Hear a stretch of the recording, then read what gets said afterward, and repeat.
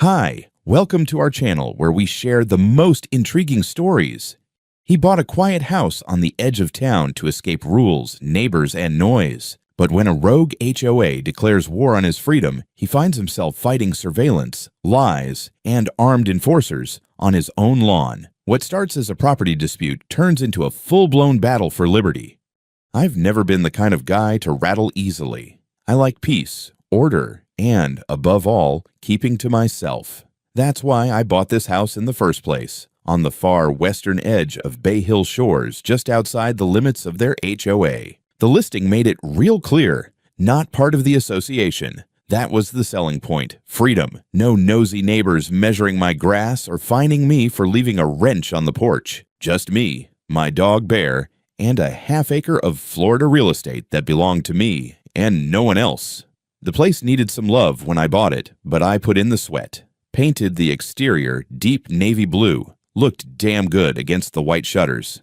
Mounted a flagpole right on the front lawn, flew the stars and stripes and the navy jack underneath. Didn't think much of it until I saw the looks from across the street. I figured maybe they were just surprised to see someone not obsessively color matching their mulch to their mailbox. But then the first letter came. It looked official, I'll give them that. Thick envelope, faux gold HOA seal on the corner. I opened it standing barefoot in the kitchen with a cup of coffee and a bowl of dog food in my hand. Inside was a typed notice with all the charm of a parking ticket. Notice of violation. Your property is not in compliance with HOA standards due to unauthorized exterior paint color, visible storage of non-operational vehicles, improper flag display. You are hereby given 10 days to rectify the above or face escalating fines. I laughed out loud. Bear tilted his head like, "What's funny?" I double-checked the address. They had it right. But what they didn't have was the fact that my property isn't in the damn HOA.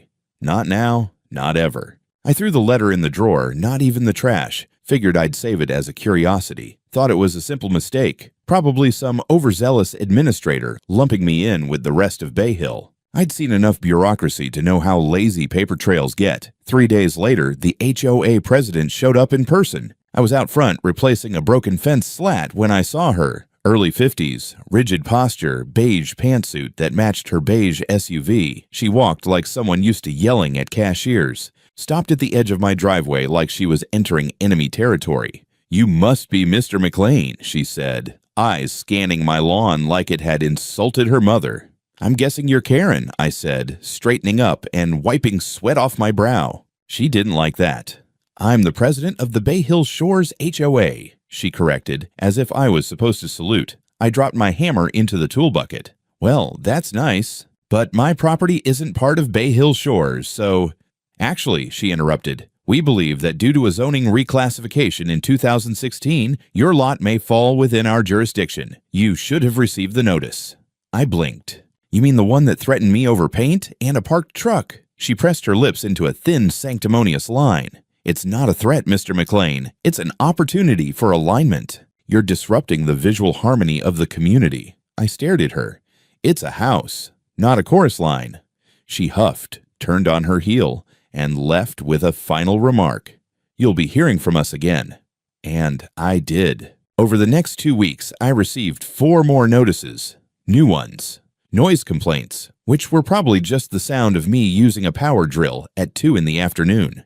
Unauthorized signage, referring to the private property. No trespassing plaque I'd mounted next to my gate. Non-permitted solar modifications. Yes, apparently my rooftop panels were too industrial-looking for their taste. Each time I drafted a response with scanned copies of my deed, the original zoning certificate, and a notarized affidavit from the realtor. Each time I emailed it to their board, and each time I received nothing but silence. Until the inspection. It was a Saturday morning. I just poured myself a cup of black coffee and stepped out onto the porch when I saw them. 2 men in black tactical polos with community security patches on the sleeve. No names, no badges. One held a DSLR camera and the other carried a clipboard. They didn't knock.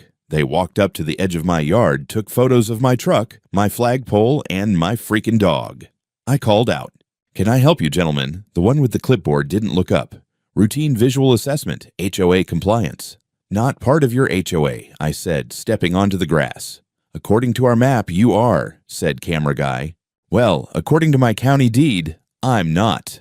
So unless you're with the county or the sheriff's department, you're trespassing. Clipboard guy raised an eyebrow like he was deciding whether I was bluffing. But eventually they turned and walked away without another word. I called the sheriff's office that afternoon just to cover my ass. The deputy confirmed what I already knew. The HOA had zero jurisdiction over my property. But unless they break in or threaten you directly, he said, it's all civil. You'd need to take legal action if it continues. Bear growled that night at the window. I stepped outside and found a small, blinking red light tucked into the mailbox post. A cheap little wireless camera facing my house. Unmarked, I took it down, smashed it under my boot, and duct-taped a note to the post. Private property. HOA not welcome. Try me again. The next day, my inbox pinged with an email titled Notice of Escalation. It was going to be one of those wars.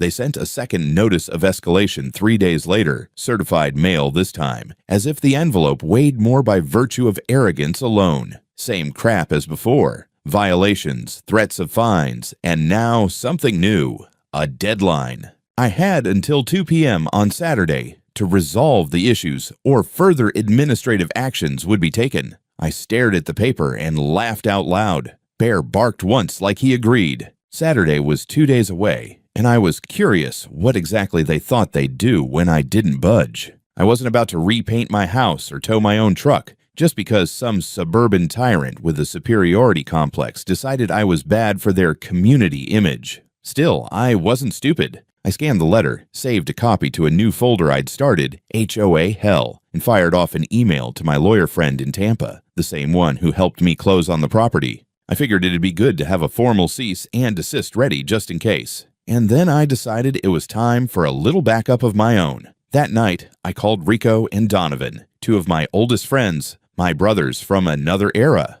We served together in Afghanistan almost 15 years ago. Rico was a former recon Marine with a jawline like it was cut from concrete. Donovan had been a corpsman, the kind who once stitched up his own forearm under fire because there wasn't time. They were both living in Jacksonville now, working private security gigs between deployments. You serious? Rico asked when I told him the story. They're sending fake cops after you for a mailbox color? Donovan added. Pretty much, I said. They're trying to bleed me into submission with bullshit and pretend laws. Rico snorted. We'll be there Friday night. I'm bringing whiskey. Donovan's bringing the grill. I didn't argue. The next morning, I spotted something that made the hair on my neck rise. My mailbox had been tampered with. Not destroyed, just slightly pried open. The inside was coated in some kind of white powder. I didn't touch it. I photographed it, called the sheriff's office again, and bagged the contents in a Ziploc. The deputy came out, shrugged, said it looked like baking soda or flour. Probably a prank. Yeah, a prank. I installed 2 more security cameras that afternoon, one facing the driveway, one directly over the porch. The next evening, I noticed a gray sedan I didn't recognize idling across the street, lights off. I walked to the edge of the yard and stood there, arms crossed, just staring. After a minute, it pulled away, slow and deliberate. No plates on the front. By Friday evening, Rico and Donovan rolled up in a black Dodge Ram that looked like it had seen action in 3 wars and survived all of them. Rico stepped out first in boots and cargo pants like he was still on deployment. Donovan brought out a portable smoker, the kind you could use to feed a platoon. Damn, Rico said, looking at the house. This place looks like freedom. Exactly, I nodded. Which is why they hate it. We spent the night out back on lawn chairs, whiskey in hand, Bear asleep at our feet, listening to classic rock and the Florida night. It felt good, like home was holding its ground. Saturday morning came hot and heavy. Sun blazing by 9. I made coffee, Rico started slow cooking ribs, and Donovan helped me wire up a fresh camera near the fence. Then, at 10:45 sharp, a white SUV pulled up. 2 men stepped out. One of them I recognized from before, clipboard guy. The other was new, taller, heavier, shaved head, tactical vest. I walked out to meet them at the gate. You guys lost. Inspection, clipboard guy said. Final notice. We've received no indication of compliance. Because there is no compliance, I said, smiling. Because I'm not in your association. He ignored that. Shaved head took a step forward, scanned the property like he was planning a breach. I noticed his side holster, pepper spray. Not a cop. Not licensed security either, just HOA muscle and cargo pants. You are hereby informed, clipboard guy continued, that the HOA is considering administrative action. You may be subject to lien placement for continued non-compliance. You can't lien what you don't own, I said. Now get off my property. Rico appeared beside me like a ghost. Is there a problem here? Shaved head turned to him, instinctively bracing. Who are you? Donovan came out the side gate, holding a spatula like a weapon. Neighbors, barbecue guests, combat veterans. You got a preference? Clipboard guy took a visible step back. Shaved head held his ground but shifted uncomfortably. We're just doing our job. And I'm just protecting mine, I said. They left. No fight, no more words. But I knew what this was. This wasn't the end. It was the part in the movie where the camera lingers a second too long on the villain's face as they retreat. Clipboard guy didn't just walk away, he turned around slow, eyes locked on mine like he was taking notes. Later that afternoon, a drone buzzed over the yard. Donovan shot it down with a slingshot and a rock. Thing crashed into my bird bath and exploded like a toy helicopter from hell. We grilled ribs, drank whiskey, and stayed on the porch till long after midnight. At some point, I looked out over the lawn and felt it in my gut, the tension, the tightening coil of something big coming. And I wasn't wrong. I woke up that morning already on edge, not because of some sixth sense or prophetic dream. I just learned not to trust a Saturday that started out quiet. The Florida sun was already mean, burning through the window like it had something to prove. I brewed coffee, gave Bear his kibble, and stood at the porch rail, scanning the tree line like I was back on patrol. Rico and Donovan were still asleep in the guest room, though Donovan snored like a damn chainsaw. So, asleep was generous. By 7:02, the show started. A black SUV pulled up right past my gate. Unmarked, tinted windows, engine still running. 3 guys stepped out. Same uniforms as before, black polo shirts, Bay Hills Security Division stitched across the chest like it meant something. Clipboard guy wasn't with them this time. Instead, leading the pack was Shaved Head, now wearing aviators and what looked suspiciously like body armor under his shirt. With him were 2 others, one skinny with a nervous twitch, the other built like a failed MMA fighter with a bad attitude. No words, no knocking. They marched up the front path and stopped 5 feet from my door like they were waiting for a battering ram order. I opened the door a crack. Morning, fellas. Shaved Head stepped forward. We're here to serve enforcement under HOA authority. You've failed to comply. I'm not in your HOA, I said again. I've sent the paperwork multiple times. You're in our jurisdiction, whether you agree or not, he snapped. You are now under temporary neighborhood restriction pending review. We're authorized to detain you until HOA compliance assessment is complete. Authorized by who? I asked, narrowing my eyes. Karen the decorator. They didn't laugh. Instead, MMA guy moved first. He shoved the door open hard enough to smack into the wall. I stumbled back, instinctively raising my hands. The skinny one came around behind me like a goddamn snake and yanked my arms down. Plastic zip ties wrapped around my wrists before I could blink. Bear barked like mad from the backyard, throwing himself against the gate. What the hell do you think you're doing? I yelled, twisting in their grip. This is illegal. Non-compliant resident. Hostile. Proceeding with restraint, one of them muttered, like he was reading from a script. They forced me onto the porch floor, face against the wood, zip ties biting into my skin. I couldn't believe it. I wasn't being arrested. I was being abducted by mall cops with delusions of grandeur. And then I heard the door creak open behind me. Rico's voice came low and dangerously calm. Get your hands off him. Silence. The kind that hums in your chest. Donovan followed. You got 5 seconds. After that, I stop asking. MMA guy looked up, saw 2 6-foot-plus combat veterans in sleep shorts and steel in their eyes, and hesitated. Shaved Head made the mistake of reaching for his spray. That's when things went sideways. Rico launched off the porch steps like a missile, tackling MMA guy into the bushes with enough force to crack ribs. Donovan grabbed Twitchy from behind and used his own tie gun to bind him faster than I've ever seen anyone hogtied. Shaved Head swung, missed, and caught a knee to the stomach from Rico that folded him like a lawn chair. 30 seconds. That's all it took. By the time I rolled over wincing, all 3 officers were on the ground. MMA guy moaning, Twitchy crying, and Shaved Head trying to pretend he wasn't about to puke in the flower bed. Rico crouched down next to him, real close. Say jurisdiction again. I dare you. Donovan cut my ties loose with his pocket knife and helped me sit up. You good? Just pissed off, I said, flexing my wrists.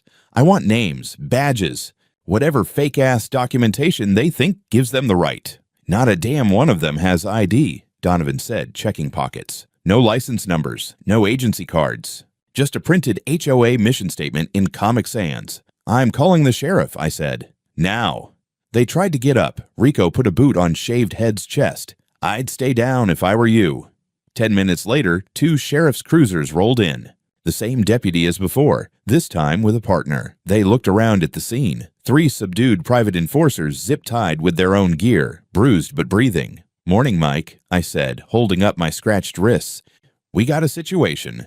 You don't say, he replied, already pulling out his notepad. We gave them everything. Video from Donovan's GoPro, my paperwork folder, even the GoPro footage of the initial assault. The deputies took statements, asked careful questions, but in the end, they didn't make arrests. This is ugly, one said, but it's a civil matter unless you want to press charges for assault. I nodded slowly. Oh, I will. Believe me. But first, I want to know who sent them. HOA president, Twitchy blurted. She said we could go hands-on if he resisted. Donovan raised an eyebrow. Oh? That sounds like a confession. The deputy jotted it down. We'll file a report and forward it to the DA, but you're going to want to talk to an attorney. They're already on speed dial, I said. The officers loaded the bruised trio into the back seats and drove off one by one. Rico stood by the smoker, arms crossed. Think they'll be back? He asked. I stared at the porch, the broken tie cuffs, the scuff marks on my door. Oh yeah, I said. But next time, we won't need to tie 'em up. The law's coming with us. I thought getting jumped on my own damn porch by HOA goons would be the peak of insanity. I was wrong. That was just the warm-up act. They came back the next day, but this time in uniform, not the goons, the cops. 2 cruisers, same deputies. Only now they brought a third guy with a notepad and a badge from the county legal department. Turned out the HOA had filed a complaint within 24 hours of getting their goon squad handed back to them in zip ties. Claimed I had initiated a physical altercation, that I had willfully obstructed community enforcement officers, and was a threat to local order. I didn't know whether to laugh or go find a bottle of bourbon. But the deputy, Mike, who had already seen the footage, was professional enough to make it clear that he wasn't buying the story. Still, they had to take a supplemental report, because now the HOA's president, Karen, was alleging that I had kidnapped her private contractors. They broke into my house, I said, holding up my scratched wrists again. You saw the footage. Mike nodded. I did. And the DA probably won't touch this. But Karen's pressing every button she can find. That much became clear when, about an hour after the deputies left, a woman in a navy blue pantsuit showed up holding a clipboard like it was a sword. Mr. McLean? She asked, approaching my porch. Depends, I said. Are you here to threaten me or fine me? She didn't laugh. I'm with the HOA's External Affairs Committee. We're escalating this matter internally. You should be aware that continued non-compliance may result in formal civil litigation. Great, I said, sipping my coffee. Tell Karen to bring it. My lawyer loves a good scrap. And I meant it. Because by that point, Cynthia Marquez, my attorney out of Tampa, was already deep in the weeds. The minute I sent her the footage and photos from the assault, she was like a dog with a bone. She drafted a cease and desist, followed by a notice of intent to sue for illegal detainment, trespass, emotional distress, and attempted coercion. We filed the letters electronically to the HOA board with a nice, tidy delivery receipt and timestamp. Karen didn't respond directly. Instead, that night, I found flyers taped to every mailbox on my street. Bright red letters across the top screamed, "Community at Risk." There was a photo of me, taken from God knows where, standing in my front yard, arms crossed, next to Bear. The caption read, "Resident refuses to comply with HOA safety standards. Subjects neighborhood to chaos. History of aggression. Known firearms on premises." They made it sound like I was a militia leader holed up in a bunker, not a guy who grilled ribs with his veteran friends and fixed his own fence. Rico tore one of the flyers in half and said, "We should sue just for the font." Donovan didn't laugh. "This isn't about code violations anymore. This is character assassination." They were right. Karen had gone full warpath. And she had one thing I didn't, a network. She was feeding lies through the HOA newsletter, the neighborhood Facebook group, even some sketchy-looking Bay Hill Community Watch Twitter account that cropped up overnight. My inbox started blowing up with spam complaints from concerned residents. I got voicemails accusing me of threatening children, scaring joggers, and harboring anti-American views. One woman even said she saw me urinating on a lawn flamingo, which, for the record, I would never do to a plastic bird. We pushed back. Cynthia filed a formal libel notice and drafted a complaint for defamation. Then Donovan posted the GoPro video, the full footage of me being tackled, zip-tied, and dragged by HOA muscle on TikTok. Within 48 hours, it had over 1 million views. Comments were brutal and gloriously in my favor. This man is a national treasure. Free him. HOA is about to catch a federal lawsuit, and I am here for it.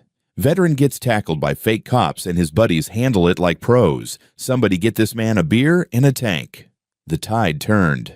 A local ABC affiliate reached out for an interview, then 2 more news stations. Rico gave a 2-minute speech on property rights and the spirit of America while wearing an apron that said, "We don't dial 911," and flipping burgers. Karen tried to fight it. She issued a public statement through the HOA. Mr. McLean has misrepresented the facts. His aggressive behavior, documented complaints, and refusal to follow community standards have left us no choice but to act decisively. But nobody bought it anymore. A day later, the American Civil Liberties Union, the actual ACLU, sent us an email.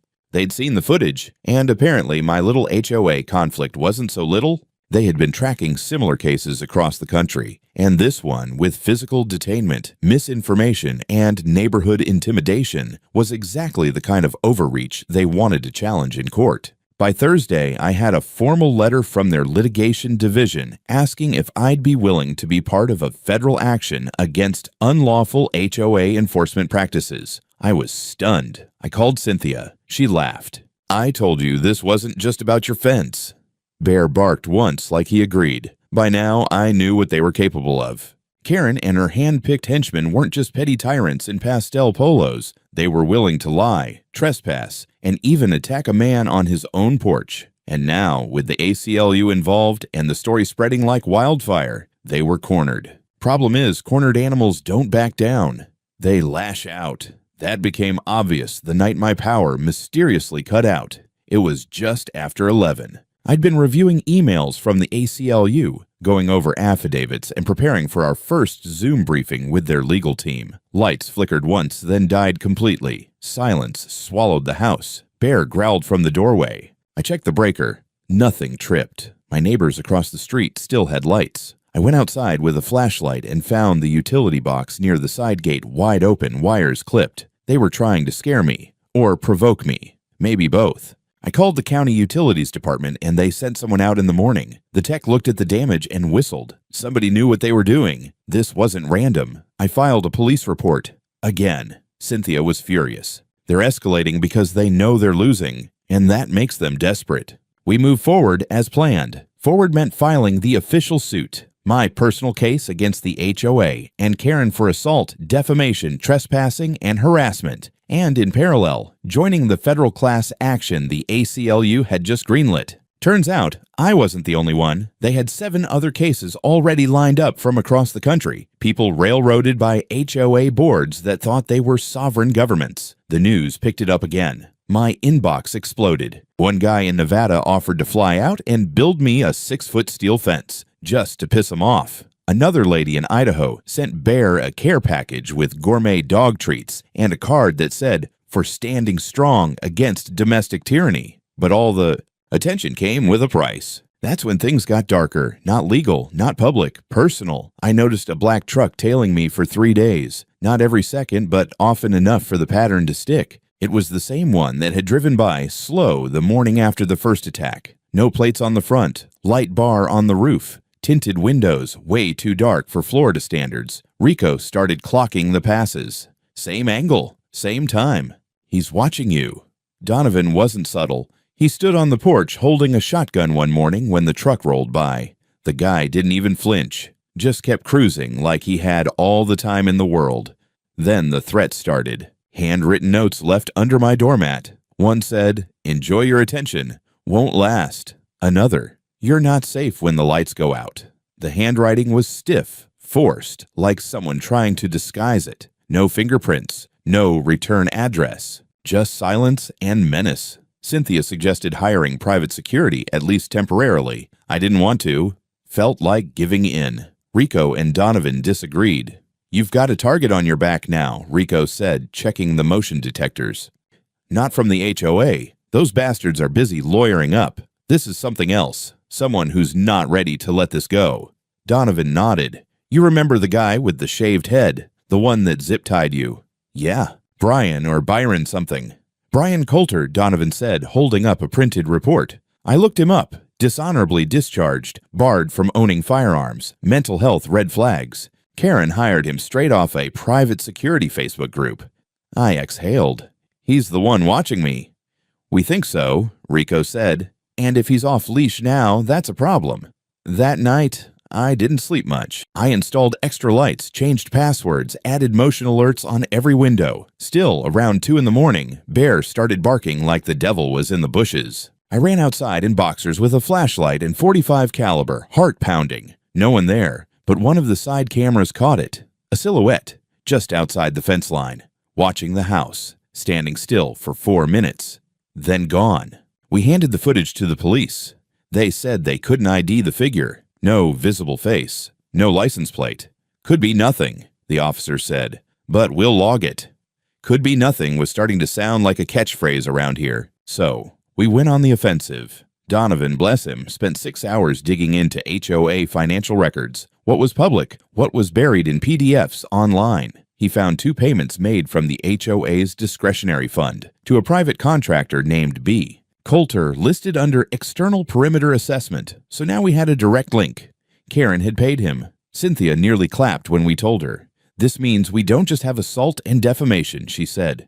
"We have willful negligence and reckless endangerment." It was enough to add new charges. She filed an amended complaint.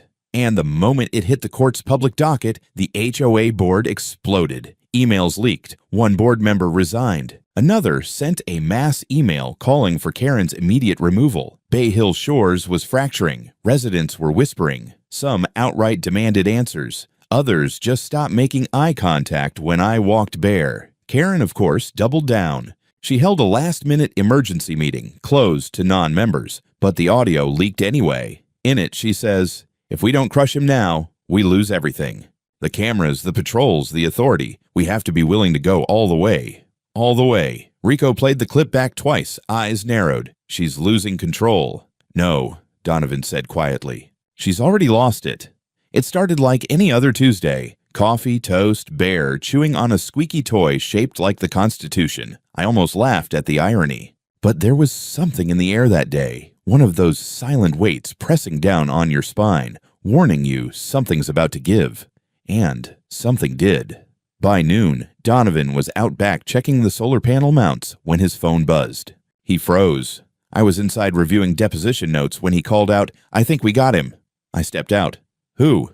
"Coulter," he said, holding up the feed from the motion alert system we'd synced to his phone. Security cam by the east trailhead. "He's back, this time with gear." I looked. The grainy black and white footage showed a figure in tactical pants and gloves. Coulter, no question, moving along the back of the tree line, crouched low. He had something strapped to his back and something in his hand that looked a lot like a fuel canister. I didn't wait. I called the sheriff's department. Then I called Cynthia. "This is it," she said. "They catch him now. It's over." And they did. 2 patrol cars and 1 unmarked cruiser rolled up in less than 8 minutes. Rico and Donovan intercepted Coulter before he reached the side gate, but this time they didn't go hands-on. They just stalled him calmly until the sheriff pulled up. Coulter didn't run. He didn't shout. He just stood there, breathing heavy, eyes twitching, muttering something under his breath that sounded like numbers or coordinates. They patted him down and found a folding knife, duct tape, gloves, a Zippo, and a printed map of my property with red X's marked around the porch, the shed, and the bedroom windows.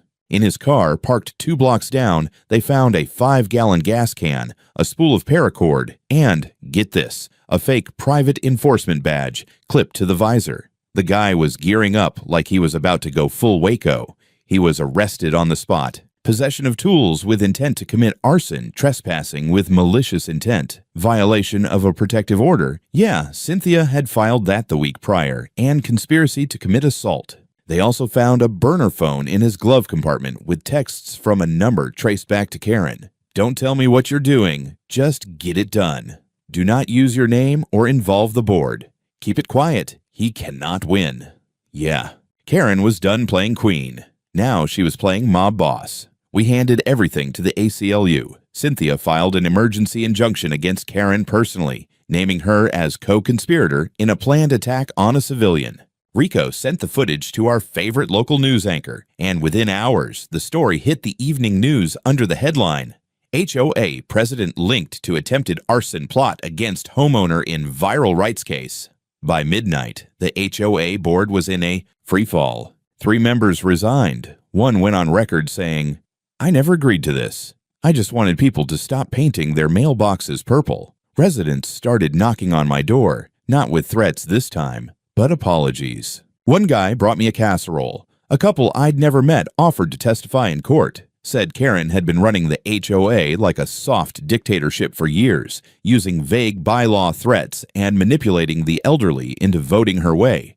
Karen? She tried to disappear. Didn't work. The sheriff's department executed a search warrant on her home 2 days later, found boxes of HOA documents in her garage, including records showing she used HOA funds to pay Coulter off book. The receipts were buried under landscaping consultation. Cynthia nearly cried from joy. We've got her. Wire fraud, criminal conspiracy, abuse of authority. The DA opened a criminal investigation. Karen was officially charged within the week. That was the turning point. The HOA was disbanded by emergency vote. The county intervened, dissolving the Bay Hill Shores Association due to egregious and unlawful misuse of authority and funds. A temporary administrator was appointed to restructure the community until a new voluntary residence council could be established. Me. I was called in to testify at a preliminary hearing for the federal case. I walked into that courtroom in jeans and a denim shirt, with Rico and Donovan flanking me like damn sentinels. The judge looked over the stack of filings, the exhibits, the photos of my wrists and the porch damage, the police reports and social media posts and text transcripts, and said, "How is this real life?" Because that's what everyone was asking now. How did it get this far? The thing is, this wasn't just a local mess. The federal case was building into something bigger. What started as my story was becoming a precedent, a blueprint for what happens when unchecked power, bad law, and ego combine under a homeowners association logo. We weren't just fighting for one house anymore. The courthouse was colder than I expected. Not the room, just the atmosphere. It wasn't fear exactly. It was gravity. That silent, slow-moving weight of knowing that every word you say in a room like this could ripple outward and change the damn system. I was no stranger to pressure. I'd had bullets whip past my head and IEDs explode under my boots. But this was something else. This was fighting a war with paperwork and principles, and I wasn't doing it alone anymore. The federal case was underway. ACLU attorneys were spearheading the charge. I'd become their key plaintiff, the face of the lawsuit. Not because I asked for it, but because Karen and her fake cops made me into it. The courtroom was full. Journalists, ACLU staff, lawyers from other states, even a few members of Congress observing from the back. Yeah, Congress. That's how far this had gone. The issue had caught the attention of a House subcommittee on civil liberties. When I took the stand, I spoke plainly about my house, my life, the absurd notices, the ambush, the zip ties, the threats, the drone, the sabotage. The man who stood outside my property line with a gas can and a map of my bedroom window. I spoke not as a lawyer, not as an activist, just a guy who bought a house and wanted to be left alone. When I was done, they showed the video of the assault again, the GoPro footage. The courtroom went dead silent. Karen's lawyer objected, claimed it was prejudicial. The judge overruled him with a bored glance and said, "It's literally the incident in question, counselor. Sit down." The ACLU attorneys outlined everything: misuse of power, lack of legal boundaries for HOA enforcers, patterns of intimidation, financial abuse, and unlawful surveillance. They presented a dozen other homeowners' stories. Mine was just the loudest. Then came the smoking guns. The bank statements showing HOA discretionary funds funneled to Coulter.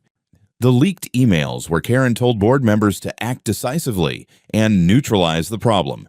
The voicemails from HOA board meetings where people laughed about sending a message to non-compliant properties. Karen sat stiffly at the defense table, her signature beige blazer replaced with courtroom black. She didn't testify. Her lawyers did their best to paint me as a combative, non-conforming personality who escalated tensions and attracted unwanted attention. But they couldn't argue with the footage. They couldn't argue with police reports, with court-authorized search warrants, with Coulter's own confession made after realizing Karen threw him under the bus in every press interview. The judge listened, took it seriously, and then delivered what we were waiting for.